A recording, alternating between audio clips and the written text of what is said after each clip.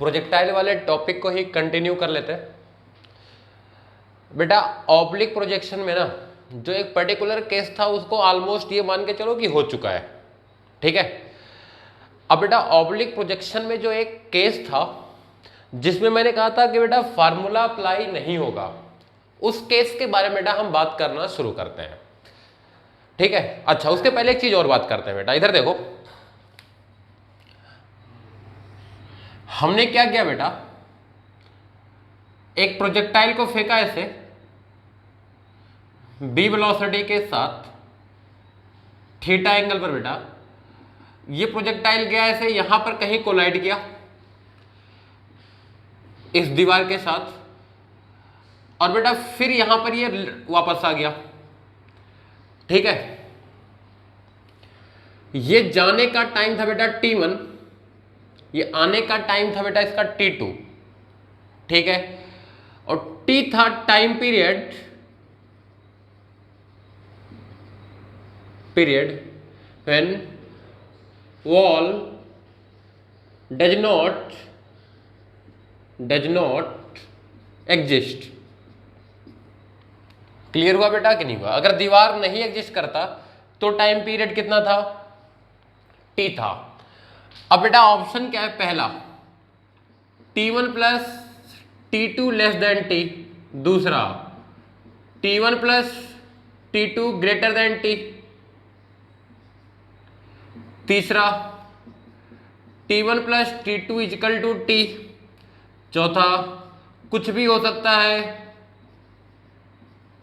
कुछ भी हो सकता है,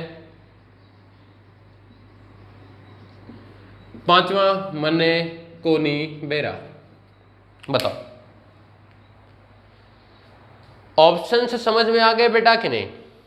सवाल समझ में आया कि नहीं आया बेटा? क्लियर है? जवाब दिया जाए।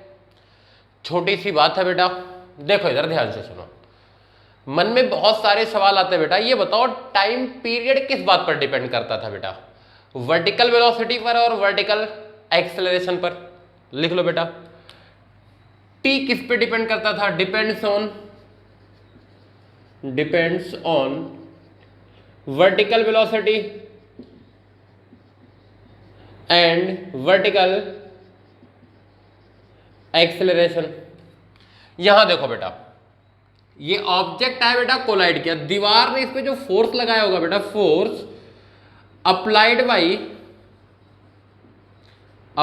By wall is horizontal. Clear बेटा? क्योंकि इस पे जो नॉर्मल लगेगा इस साइड लगेगा बेटा। आ गई बात कि नहीं आई? तो भैया ना वर्टिकल डायरेक्शन में कोई फोर्स लगा बेटा, ना वर्टिकल डायरेक्शन में कोई वेलोसिटी चेंज हुआ, ठीक है। तो टाइम पीरियड क्या रहेगा बेटा? सेम रहेगा। लिख लो, वर्टिकल डायरेक्शन में ना कोई फोर्स लगा है, ना कोई वेलोसिटी चेंज हुआ है। क्लियर बेटा?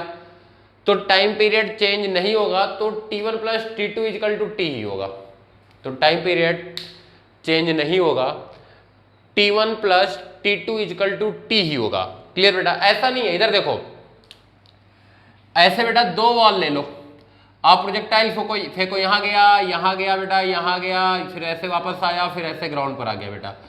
इसका भी टाइम पीरियड किसके बराबर होगा बेटा? लेकिन ये दीवार बेटा वर्टिकल होनी चाहिए, क्योंकि अगर इस दीवार में कोई बेटा एंगल आ गया ना तो इस पे नॉर्मल ऐसे लगेगा, इसका हॉरिजॉन्टल भी कंपोनेंट आएगा और वर्टिकल कंपोनेंट भी आएगा भैया, जो कि वर्टिकल डायरेक्शन में फोर्स लगा देगा तो टाइम पीरियड चेंज हो सकता है।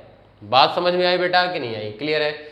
इसमें भी बेटा चाहे जितने कोलिजन हो जाए, अगर दीवार वर्टिकल है तो फोर्स कैसा लगाएगा बेटा? नॉर्मल हॉरिजॉन्टल लगेगा, तो भैया टाइम पीरियड चेंज नहीं होगा। इस बात को अच्छे से याद कर लो। क्लियर हुआ बेटा कि नहीं हुआ? चाहे एक बार कोलाइड करे चाहे 50 बार कोलाइड करे, कोई फर्क नहीं पड़ता। क्लियर है बेटा कि नहीं है? दूसरी बात बेटा सुन लो, ये तब की कहानी है, ये थोड़ा सा आगे समझ में आएगा बेटा, ये फ्रिक्शनलेस होना चाहिए। आगे समझा दूंगा क्यों। फ्रिक्शनलेस वॉल होना चाहिए, तब की कहानी है बेटा। क्योंकि फ्रिक्शन हमेशा कैसे लगता है बेटा? सरफेस के लोग, अगर फ्रिक्शन होगा तो इसमें हॉरिजॉन्टल या वर्टिकल फोर्स लग सकता है। आगे बात की नहीं आई? क्लियर है? हॉरिजॉन्टल या वर्टिकल बेटा नहीं, दीवार के अलोंग लग सकता है, इसका मतलब बेटा वर्टिकल डायरेक्शन में फोर्स लग सकता है। तो फ्रिक्शनलेस वॉल के केस में ये सारी कहानी हमेशा क्या रहेगी बेटा, सही रहेगी। छाप लो अपने शब्दों में, छाप लो बेटा अपने शब्दों में। देखो इधर, अब बेटा जो अगला पॉइंट है ना, उसको बेटा मैं बहुत ज्यादा कुछ नहीं कराने वाला, उसमें बेटा मैं समझा देता हूं कैसे सवाल करते। देखो इधर मैंने क्या किया बेटा, एक दीवार लिया, इसकी हाइट है 20 मीटर, यहां से बेटा एक पार्टिकल फेंका मैंने 30 मीटर पर सेकेंड से, एंगल ऑफ प्रोजेक्शन भी कितना बेटा 30 है। सवाल क्या है, find time of flight, find time of flight, range, range, range for the projectile. Clear बेटा, देखो ध्यान से सुनना आप बेटा, ये प्रोजेक्टाइल ऐसे जाएगा और ऐसे गिरेगा, ये ना हॉरिजॉन्टल है ना बेटा ऑब्लिक का पर्टिकुलर केस है। क्लियर बेटा, इसमें ऑब्लिक का क्या बेटा, सेम रेंज से सेम रेंज वाला भी फार्मूला अप्लाई नहीं हो सकता, मतलब सेम वर्टिकल पोजीशन से सेम वर्टिकल पोजीशन का कॉन्सेप्ट भी आप अप्लाई नहीं कर सकते। ठीक है, देखो टाइम पीरियड के लिए बेटा मैंने आपको क्या सिखाया था, किस पर फोकस करना है आपको लिखाया गया था, हमेशा फोकस करो वाई डिस्प्लेसमेंट पर, चीज आसान होगी, याद है। तो ठीक है, देखो बेटा अगर इसको मैं बोलूं एक्स एक्सेस, इसको बोलो बेटा वाई एक्सेस, तो ये पॉइंट कितना हुआ 0,0, और ये पॉइंट कितना हुआ बेटा, अगर ये रेंज है r, तो क्या ये हुआ r, -20। बेटा देखो इस साइड ये -20 होगा, ये होगा 0, -20। तो y डिस्प्लेसमेंट कितना है बेटा, -20 है कि नहीं है, इधर देखो। तो मैं लिखूंगा sy equal to UIT plus half AYT²। अपने बेसिक कॉन्सेप्ट पर मैं स्टिक हूं। क्लियर बेटा, इधर देखो, इधर देखो बेटा, यहां बेटा sy की वैल्यू आई -20, यहां देखो बेटा ui की वैल्यू, इधर देखो ये 30 था बेटा, इधर आएगा 30 cos 30, और इधर आएगा बेटा 30 sin 30। बेटा ये आ जाएगा 15, ये आ जाएगा 15√3 -20। तो ui बेटा कितना, प्लस का 15t माइनस हाफ 10t²। बेटा ये आ गया आपका 5t² -15t -20 = 0 आया बेटा। अरे इसको इधर ले आओ, ये आ गया t² -3t प्लस -4 = 0 बेटा। इसको हम लिख सकते हैं t² -4t plus t -4 = 0। Quadratic equation solve कर रहे हैं बेटा, तो ये कितना आ गया, ये आ गया t -4 बेटा, इसमें 1 कॉमन, t -4 = कितना बेटा 0। तो यहां से आया बेटा t + 1 t -4 = 0, तो t = -1 और t = 4 बेटा। देखो ये इग्नोर होगा, नॉट पॉसिबल, नॉट पॉसिबल बेटा, दैट इज द आंसर। ठीक है, ये बात बेटा समझ में आ गई कि नहीं आई। ठीक है, ये हो गया बेटा आपका टाइम ऑफ फ्लाइट। अब रेंज की बात करते हैं बेटा। रेंज, रेंज होता था बेटा uxt प्लस हाफ AXT²। तो ux कितना बेटा 15√3 और t कितना बेटा 4 प्लस 0 60√3। ये हो गया बेटा रेंज के लिए फर्स्ट मेथड।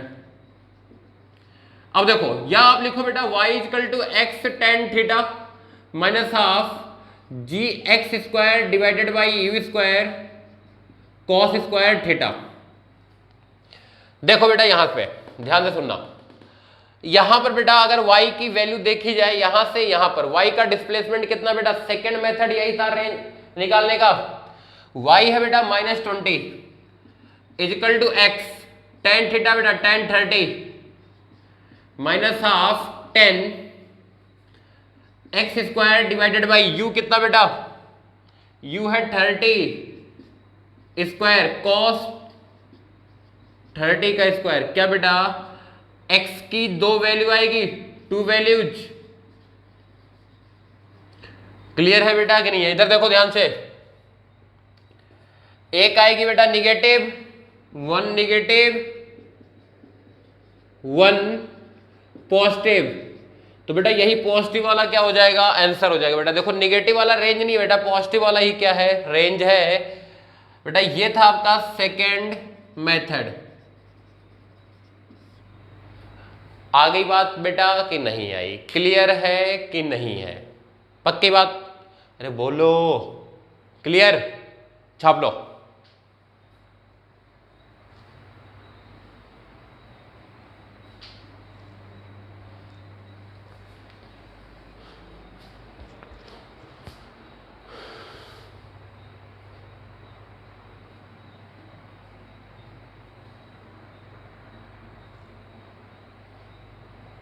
छाप लिया बेटा? अरे छाप लिया। और देखो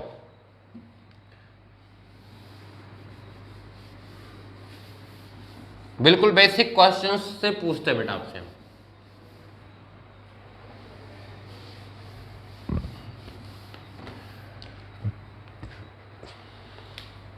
देखो इधर h हाइट से बेटा आपने 3 पार्टिकल फेंके, एक इधर बेटा u से, एक इधर बेटा θ1 पे u से, एक इधर बेटा θ2 पर u से। ठीक है, कितनी हाइट से बेटा, h हाइट से। क्लियर है बेटा? इसको मैं बोलता हूं 1, इसको बेटा 2, इसको बेटा मैं 3। हमें गिवन है बेटा u1 is equal to u2 is equal to u3। ठीक है, if v1 v2 and v3 are speed by which particle collides ground। Clear बेटा? रिस्पेक्टिवली पहला वाला बेटा v1 से ग्राउंड को कोलाइड किया, दूसरा वाला बेटा v2 से, तीसरा वाला कितने से, v3 से कोलाइड किया ग्राउंड को। तो देन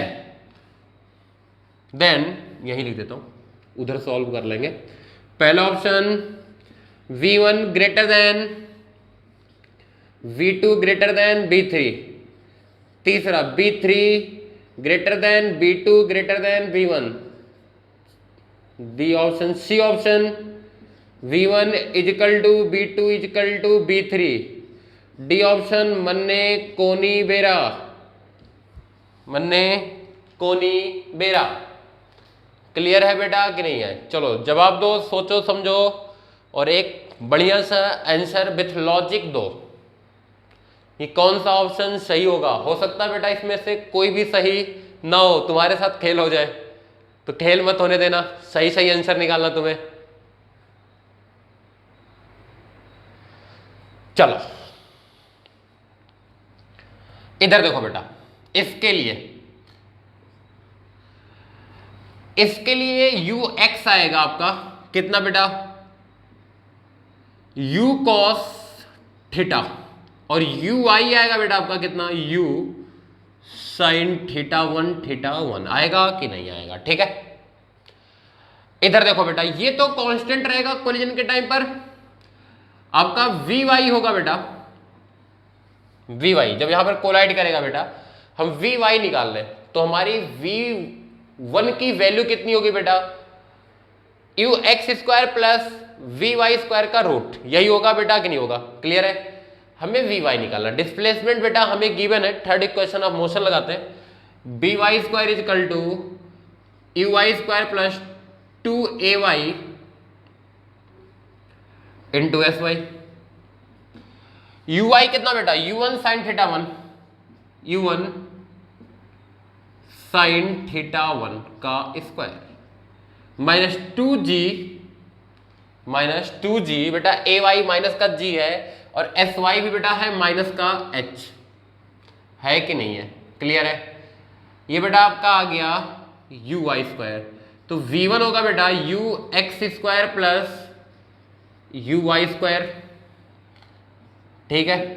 ये कितना आ जाएगा बेटा, ये आ जाएगा u1 square cos square theta plus u1 square sine square theta 1 plus 2gh। बेटा इधर देखो, इन दोनों से क्या आ जाएगा, ये u1 स्क्वायर प्लस 2gh आया। सेकंड के लिए बेटा, सेकंड के लिए ux होगा 0, uy होगा आपका कितना बेटा u2, ठीक। तो बेटा अगर इसमें बात करी जाए vy कितना होगा बेटा, vy square equal to u2 square plus 2gh। बेटा सेम ऐसे ही होगा कि नहीं होगा बेटा, क्लियर है।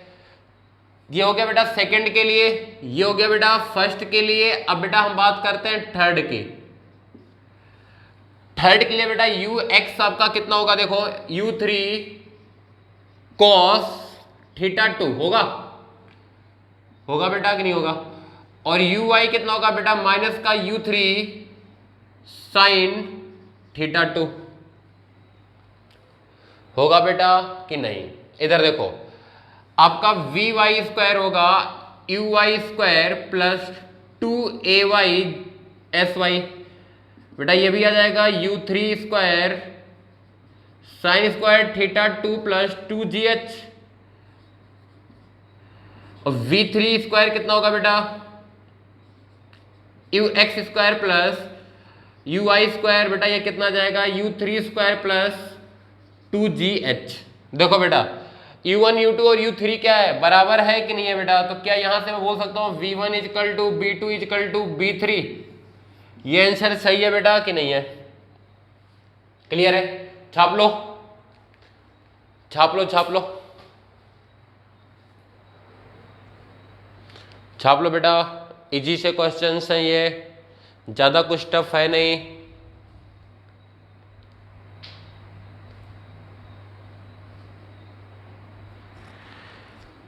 लिखो बेटा सेकेंड मेथड,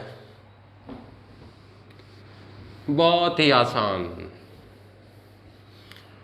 बेटा। u1 u2 u3 क्या है, बराबर है, लिखो। इनकी इनिशियल काइनेटिक एनर्जी बराबर है, इनकी इनिशियल काइनेटिक एनर्जी बराबर है, ठीक है बेटा, सबकी बराबर है कि नहीं इनिशियल। जब ग्राउंड से टकराएंगे तो चेंज इन पोटेंशियल एनर्जी भी क्या होगा बेटा, बराबर होगा। सभी h हाइट गिरेंगे तो सभी का पोटेंशियल एनर्जी mgh से डिक्रीज होगा। लिखो जब ग्राउंड से टकराएंगे तो सभी की पोटेंशियल एनर्जी mgh से डिक्रीज होगी, तो delta K E plus delta P E equal to 0। तो डेल्टा के ई कितना बेटा, हाफ एम बी फाइनल का square minus half M V initial का स्क्वायर, और बेटा ये घटा तो माइनस का एम जी एच सभी के केस में 0। तो बेटा हाफ एम बी फाइनल का square equal to M G H plus half M B initial का स्क्वायर। एम से बेटा एम कट जाएगा, ये आ जाएगा वी फाइनल का स्क्वायर इजकल टू 2gh आएगा बेटा, प्लस v इनिशियल स्क्वायर। सबका b इनिशियल बराबर है, सबका b इनिशियल बराबर है। अरे ये आसान है यार, 3 लाइन में कर लिया।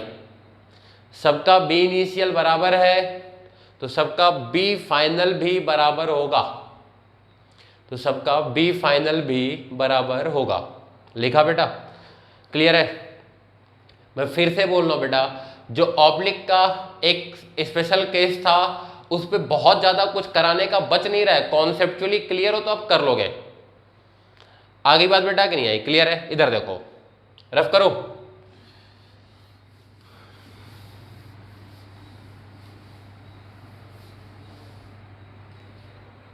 लिखो बेटा,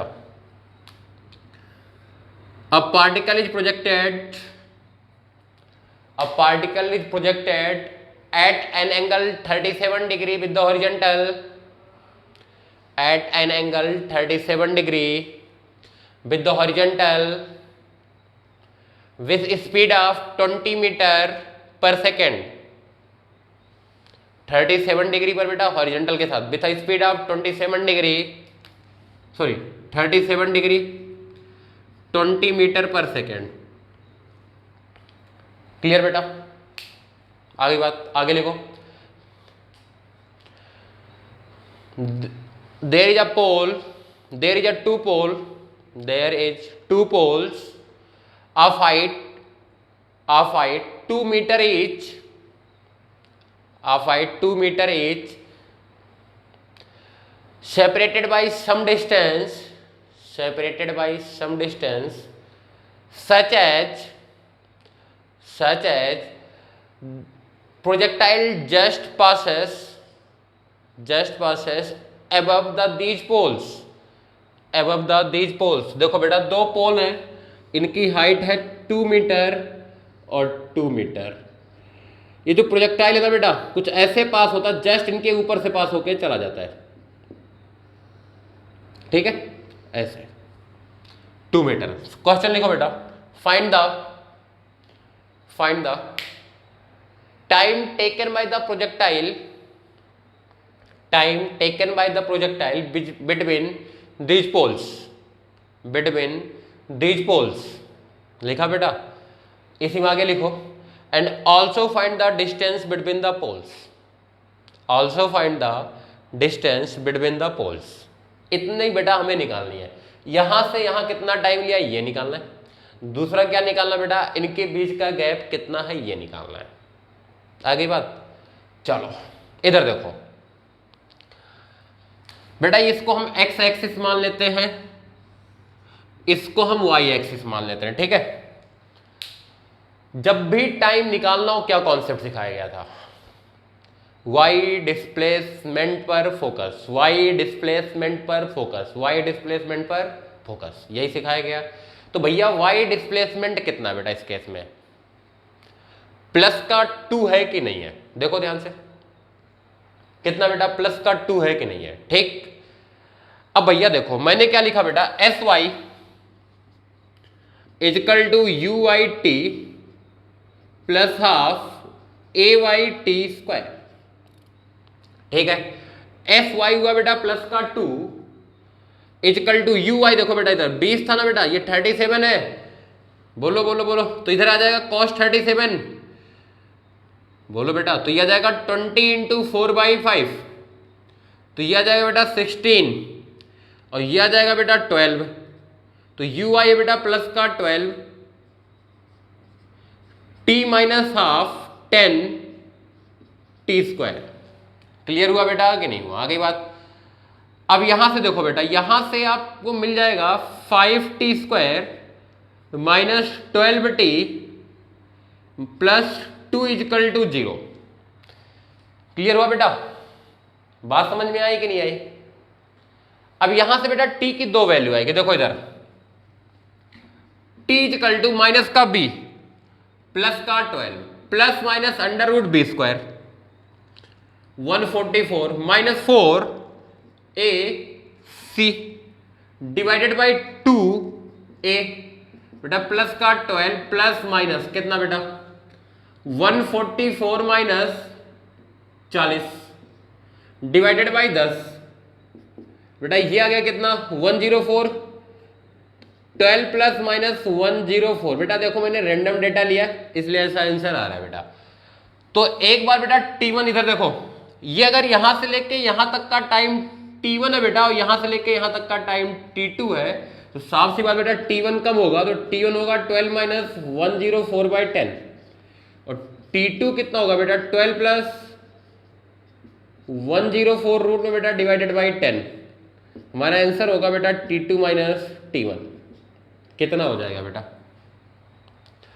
इसमें से इसको माइनस कर दे तो यह जाएगा 2 104/10, देख लेना बेटा एक बार, तो रूट 104/5 होगा बेटा कि नहीं होगा? एक चीज सुनो, एक तरीका तो बेटा ये है, दूसरा तरीका सुनो, दूसरा तरीका बिल्कुल जुगाड़ है, सीख लो, नहीं करना तो मत करना, कोई बात ही नहीं है।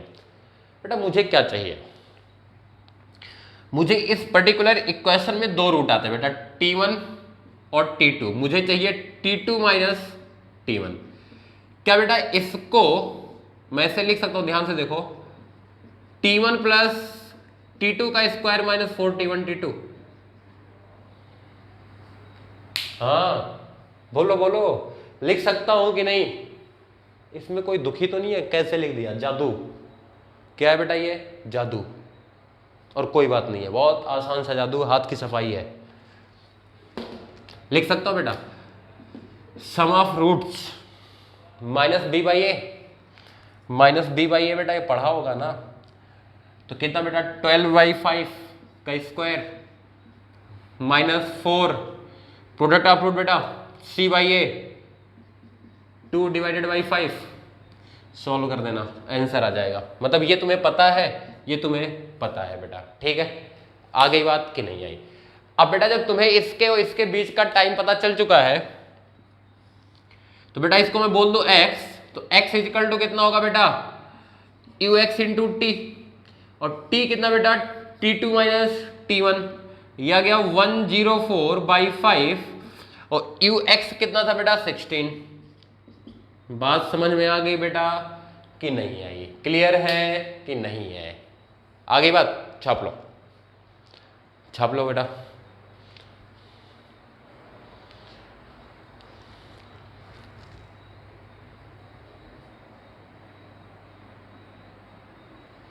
देखो इधर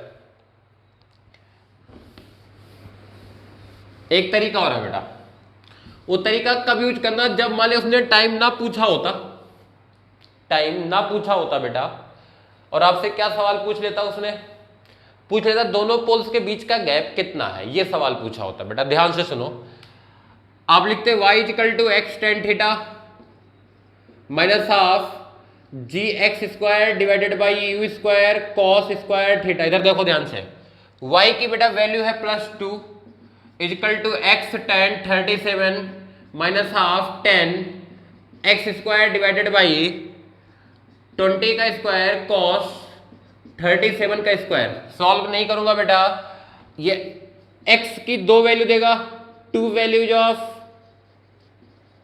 x। इधर देखो बेटा, ये मान लेते बेटा x1 है, और ये कितना बेटा x2 है, values of x that is x1 and x2। Solve नहीं कर रहा हूं, तुम सॉल्व करोगे क्वाड्रेटिक इक्वेशन, हमारा आंसर होगा बेटा x2 माइनस x1, ठीक है। अब मर्जी आपकी, चाहे पिछले वाले तरीके से जो भी टाइम वाला सिखाया था T2 माइनस T1 निकालने का तरीका बेटा, इसको आप क्या लिख लेना, x2 माइनस x1 का square equal to x1 plus x2 का स्क्वायर माइनस 4x1 x2, यहां से सॉल्व कर लेना, या फिर आप x1 और x2 की अलग अलग वैल्यू निकाल लेना और भैया तब सब्ट्रैक्ट कर देना, वो आपके ऊपर कंप्लीटली डिपेंड है, मैं उसमें कुछ भी बोलने वाला नहीं हूं। क्लियर है बेटा कि नहीं है। तो क्या एक बात तुम्हारे समझ में आई कि भैया जो ऐसे प्रोजेक्टाइल होंगे बेटा, उनमें कोई फार्मूला अप्लाई नहीं होगा, हमें कॉन्सेप्ट ही अप्लाई करना पड़ेगा। आ गई बात बेटा कि नहीं आई। तो ये मान के चलो ये भी खत्म हो गया। आगे बेटा हम हॉरिजॉन्टल प्रोजेक्टाइल करेंगे कल, ठीक है।